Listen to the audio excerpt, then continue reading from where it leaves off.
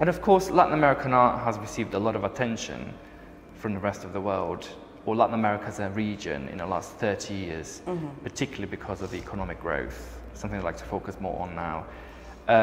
So you have the so-called developed countries, Northern Hemisphere, China, of course, buying a lot of commodities from Latin America. And of course, you had the economic boom led by Brazil, which lasted until 2011, 2012. 2012 was definitely a year where that was, falling apart. And nowadays we've got countries like Bolivia, Chile, Paraguay, Peru, Costa Rica growing all above 3%. Do you think this economic growth, which has attracted a strategic interest from the rest of the world in the region, has also made international institutions, galleries, art collectors, dealers, and people more aware and knowledgeable of Latin American art, or not necessarily? I think yes, to a certain extent. I wouldn't locate, let's say, this discovery of Latin American art precisely because of the within this period. I think it's like a more complex and slow process that starts probably around the late 80s. Right. When galleries start to participate in international art fairs, like some of them, pioneers like Luis Estrina, Marc Antonio Vilança, Thomas Kohn. I think these people played an important role in disseminating the work of Latin American artists at the beginning of this process of internationalization. Which of course coincided with the economies of for instance, Brazil opening to the external market. Yeah, exactly. I think internationally we saw, like this movement of what's called globalization. Yes. But also, I think there were many kind of seminal exhibitions focusing on those kind of late avant-garde figures like Elio Oiticica and Lydia Clark. These were like the first monographic exhibitions dedicated to these artists abroad. Right. So there was an Oiticica exhibition in the US that traveled, I think, to a few cities before arriving in Rio. Right. And there was Lydia Clark. Lydia Clark is huge. In France or in Spain, I'm not quite sure now. I don't have my... Right, of course. But anyway, these were this I think was the first moment when these artists were starting to be recognized as major figures in contemporary art history. Right. But that would have been, of course, you mentioned in the 80s, around the 80s, yeah, late 80s, early 90s. Well, after they would have been around, really. No? Yeah, it was almost like people, Europe and America in this particular case, they mentioned rediscovering those artists by going back in time. Right? Yeah. And then, but I think definitely there was this moment in the 2000s when the country finally, after, I don't know, so many decades, like finally there was, a moment of stable and growing economy. Yes. And I think this allows the circuit to grow as well. Right, of course, absolutely. And obviously this also coincides with another external factor, which is like this moment of internationalization of the international circuit. Yes. So I think the circuit nowadays is much more international than it was 20 years ago. Absolutely. Like even here. Yes, absolutely. And I think it was something really interesting that I picked up on. From the 16 galleries, for instance, showing a frieze this year, 6 were from Sao Paulo. And 10 from the other Latin American countries. And you had from Mexico, you had OMA, you had of course Kiki Mazzucchelli, and you had Revolver from Lima, which also operates in Buenos Aires, but no other galleries from Buenos Aires. And but yeah, they're mainly from Sao Paulo. Why is that? Why do you think Sao Paulo became over the years such a hotspot in Latin America for private contemporary art, the market? Well, that's a good question, especially comparing to Argentina. But Yes. Argentina had many kind of economic crises, worse than Yeah. Brazil over the years. And Brazil is a huge country. Absolutely, yes, yes. So, I mean, we have like, there was one gallery from Rio, but 6 from São Paulo. So, well, a gente tinha o Carioca from Rio, and I think that was it. Yeah, that was From Rio. It, yeah. Yes, and no other galleries. You know, I see so much interesting art in other South American countries, right? If you really read about it, if you look at it, but we don't have that representation in art fairs yet.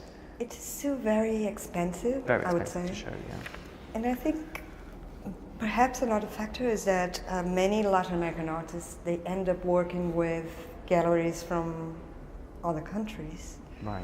As well Yes. as with their own galleries. So Yes. it might be easier for their gallery in Paris to come to Frieze to show the work. Absolutely, absolutely. More localized. Yeah. Yeah. Do you think that the Europeans still look at art produced in that region with an Eurocentric approach? Let's define the Europeans. No, I think if we're talking about a more specialized audience of But I'm talking, you know, I remember being at the Royal College of Art and people being really keen to project an image of the Royal College of Art on as an institution that would study, for instance, history of Indian artifacts from an Indian perspective, right? And I think the college has tried really hard to do that, but I can feel that it is still a very hard task for many European cultural institutions and universities to detach from that Eurocentric discourse. So I suppose whilst looking at Latin American art, you know, whether they would still apply that Eurocentric kind of view of the world. Yeah, I think these things are very hard to shift, like this kind of perceptions, especially in the case of Europe being, you know, considered like the, you know, the birthplace of modernism. Yes. So I think there is, I think recently there have been attempts to kind of rewrite art history and to like kind of like broaden the canon.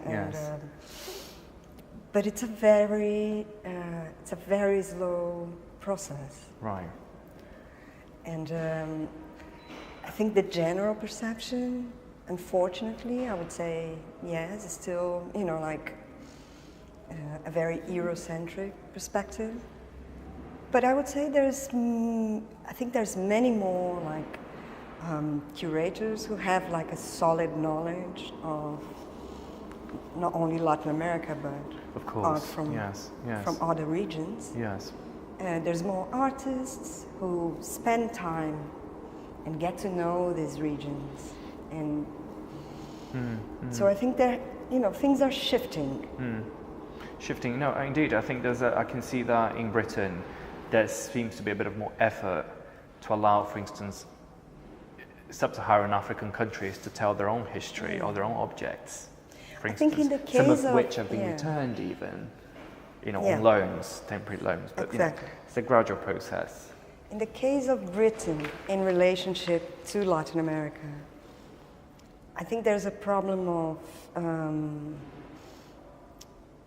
there were no cultural ties. And, you know, Britain was an empire that had ties with many other countries. Of course.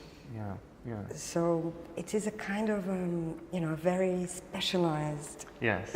Yes. subject. Absolutely. When I spoke to Dr. Vinicius de Carvalho, who is a professor at the Brazil Institute from King's College, he said something really interesting to me. He said that Britain had a whole conversation about histories of Brazilian modern art, and he said that France understood Brazil very well and understood the modern art made in Brazil much more than Britain did.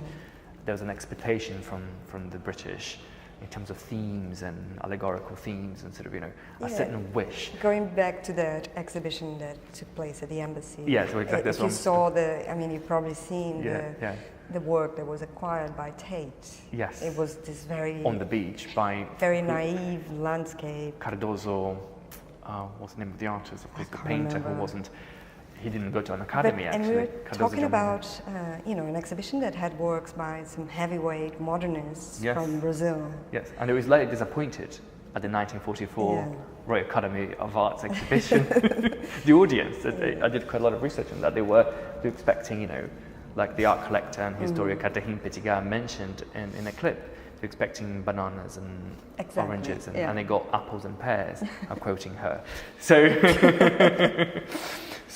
this is what I'm trying to get at, and I think perhaps France would have obviously had much more cultural links with Argentina and Brazil. Has a historical relationship with Brazilian modern art, and later even like the late modernists like Lydia Clark lived a long time in France, and other artists also like lived there for. Yes. But if you think nowadays in Europe, I would say, for instance, the Reina Sofia in Spain is the museum that is really working seriously with Latin American art right now, and has been for the past. Absolutely, if you look at their programs and everything, etc. They even did an exhibition, which they also curated parts of Flavio de Carvalho's works of art. It was many years ago, which I used for my own research. But yeah, no, you're absolutely right.